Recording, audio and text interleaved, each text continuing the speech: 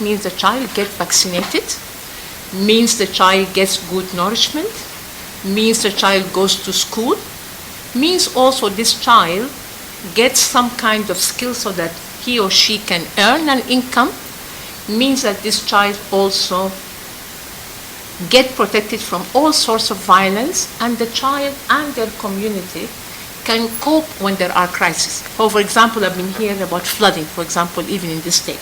So this is what we really do as UNICEF, and as I say this, and I've been briefed by my colleagues in some of the interactions, I really also want to acknowledge the government here in Borno State and His Excellency the Governor, Professor Zulum, because I've already seen that the government here is also committed and investing in health, in education, in nutrition. I think this is something has to be commended at this difficult time. So this is one key message for me. I also want to share with you that yesterday I went to Maiduguri Teaching Hospital as part of, going around. And in the hospital, we particularly visited the stabilization center. This is a center where children that are severely, acutely malnourished with complication, so it means they are not only malnourished, but they are very sick, were getting treatment. And yesterday, there were around 47 children, some of them less than 1 year old, some of them less than 2 year old, but most of them babies, very, very small children. And for me, on one hand, it was really so hard to see these children because they look very sick, they look wasted. Some of them were on oxygen, they're getting treatment. But what was also encouraging that they were getting treatment and they were recovering. And at that hospital, that is a government facility with government health workers, I think I was very much encouraged to see those wards buzzed with people, the mothers were there, they bring in the milk, the sorbotic milk for the children, and I spoke with some mothers, and actually these children were getting better. So I think the encouraging thing is that it is preventable, we can take action, we know what needs to be done to save these children, and that was very encouraging. I even asked them, because in one of the units was the intensive care unit, and I asked about power, and they said they were also using solar energy to make sure that they always have continuous power. So it was very encouraging, and that's a good example where you have the government in the leadership, it's a government facility, has the government staff, and being supported by partners like us and our partners. So that for me was very encouraging. I also want to share with you some of the priorities. UNICEF have a bit of a broader mandate, but there are 3 areas we have really identified to put all our efforts to support. And the first one is the issue of immunization.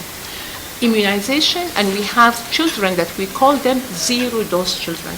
A zero-dose child is a child that maybe have got not a single routine vaccines. I think all of us were here, we look healthy, we look active, because all of us must have been vaccinated when we were children. So I think vaccination is something very important.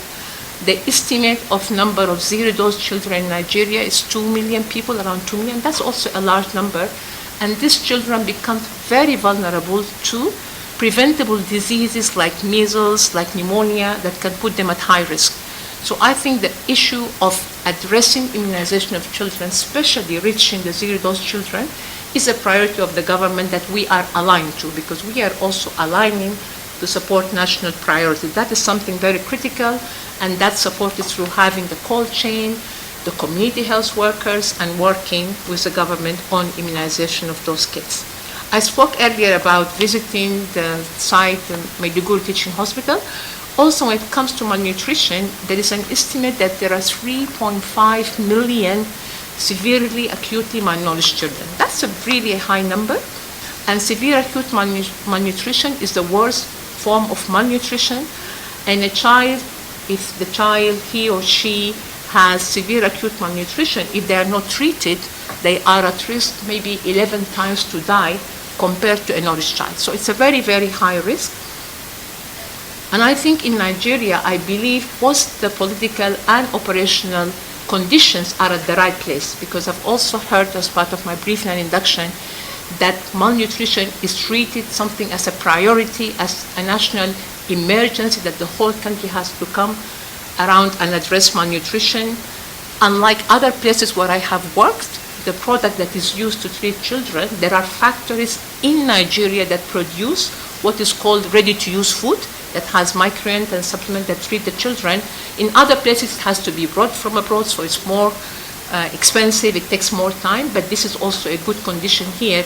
And also we have something called Child Nutrition Fund. This is a fund mechanism managed by UNICEF. It allows governments and national authorities to double their investment. So for example, in Borno State here, Borno State has invested in this Child Nutrition Fund. Whatever investment from the fund, it gets doubled by the Child Nutrition Fund. So there is also a mechanism to support that. So this is something I think very important, and I want to flag that we are aware that we should not look at only at the treatment, we should also look at prevention.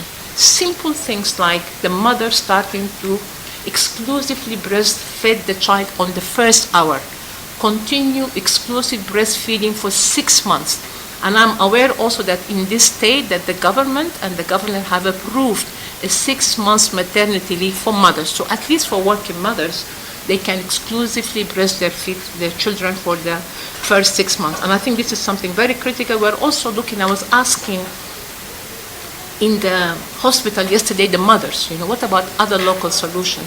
So they were saying they were also counseling the mother to try to prepare local food, because that's also a solution. Because when the child gets malnourished, there is already impact, even if their life is safe, on their cognitive development that will not get back. So it's really important as well to address prevention. And I think the third priority that I want to flag is out-of-school children. And I think the figures that are estimated are around 50 million out-of-school children, and that's quite a large number. And I think it's very critical. These are the dividend, these are the opportunity of the country, the young people. And I think also working with the government to support getting children back to school is very critical and very important. And I asked those mothers, and the mothers themselves, even those who did not go to school, they all wanted their children to go to school. So I think getting kids back to school is something very important. This is also about having learning spaces that are safe for children, supporting the teachers. So this is something as UNICEF we're very committed to support the government efforts. And I just want to say, I spoke about immunization, malnutrition, out-of-school children, but in reality, they are integrated. Like when I was in the hospital yesterday, I spoke with a mother, and her name was Fatima. Her daughter's name was Aisha, and I asked the mother. The mother had her first child, she was already 15. She didn't go to school, she told me, and her daughter was not immunized. So when you have this condition, a child that is not immunized, a young mother, a child mother, and the child gets malnourished, it is integrated and we need an integrated response. So this is the phase of it. But this mother was very hopeful, was very dignified, was saying her child was getting better, and she wanted her child to become a teacher. So this is why what's gives me hope that people have agency, but we also, these things, we cannot look at them separately. So I just want to conclude that, I am very much encouraged to serve in a country like Nigeria, because there is commitment. I've seen commitment not only in policies and initiatives, but also in investment by, for example, the government.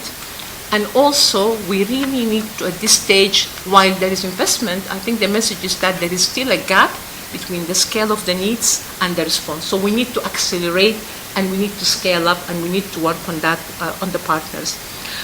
I come, and I have here my colleague responsible for our office here in the Northeast. We're very much committed as UNICEF to work with urgency, to work with commitment, to support the government efforts, and to support the communities as well, because the communities also cater for their children, and we need to support them better. I really want to thank by thanking you.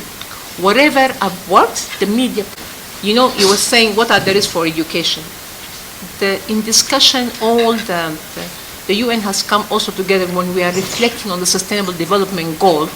Education has been taken as an accelerator. I spoke earlier about a case where there was a mother that was a child, mother. WHO, for example, has mentioned that if a girl finishes her secondary education, child marriage will be reduced by 2/3. So I think education is very critical, not only for education, but also for health, for nutrition, for economy. So you are right to flag education as something critical for all the other areas. And I think that's how we look at it. I think when children are out of school, sometimes, they will be subject to exploitation. There will be loss of the economy. I think there is evidence that for nations that invest in education and health, there is in their human capital, there is direct impact on their economy and prosperity and success. So I think that is something very critical and very important, and that's why of all the priorities there need to be reinforcement on education. In terms of the solution, on one hand, and maybe I need to flag this, not only the number of children out of school. What is of concern, especially, for example, in Africa, we have 3 out of 4 children, even if they go to school, they cannot do simple mathematics and they cannot read with comprehension. So we also have an issue of quality of education. That is something very important.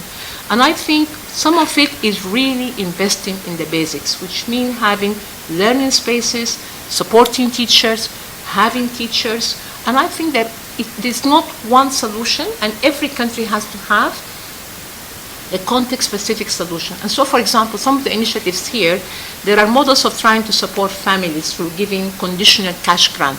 So if I am very, struggling, don't have income, but if I will enroll my child in school, then I can get a kind of grant.